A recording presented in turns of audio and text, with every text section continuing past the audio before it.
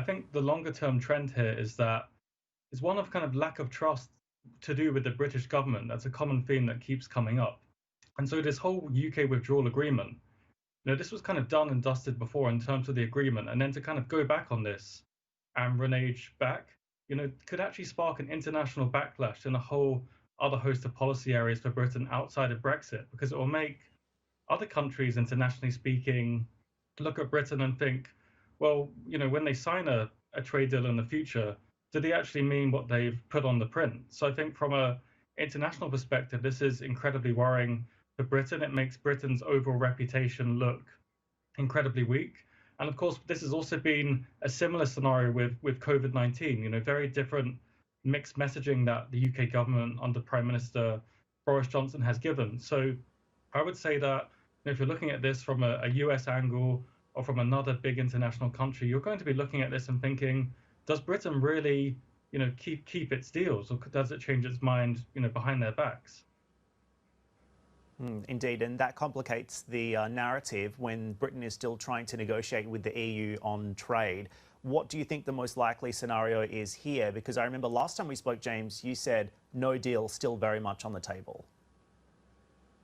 Yeah, exactly, Dan. I mean, we're just completely in such uncharted waters. And since I was on previously, or since I was last on, we could actually say that not much has really changed.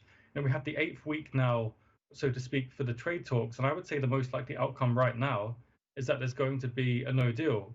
Britain's going to crash out of the EU, economically speaking. Of course, politically speaking, it left the EU earlier on this year in January.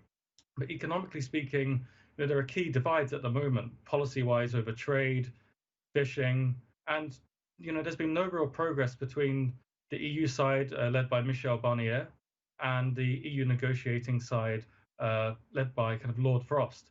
And this is the problem, is that I think on both sides, they don't trust one another. And so a no deal is looking increasingly likely. But again, if we look at this from both negotiators' sides, I think the EU, it's no longer such a policy priority, Brexit. They've had the COVID-19 pandemic, various EU Council summits trying to solve that issue.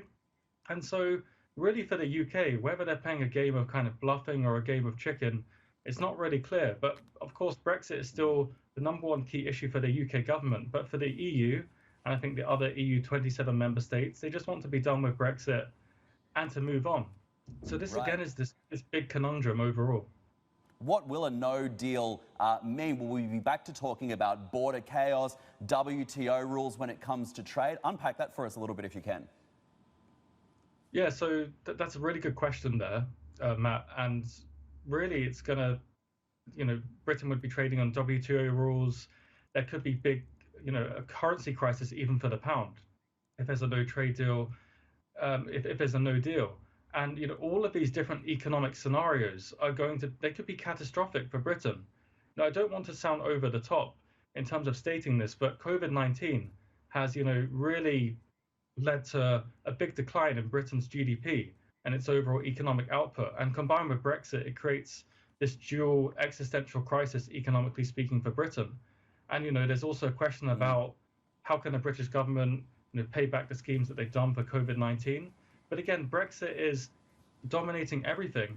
And of course, probably without COVID-19 occurring, Britain, an economic success could have been made of Brexit, perhaps even with a no-deal situation. But again, we're really dealing a lot of the time at the moment in a fantasy land. The British government is in this kind of fantasy land where they think that EU's going to kind of, blink and kind of give them the deal that they want. That looks really unlikely right now.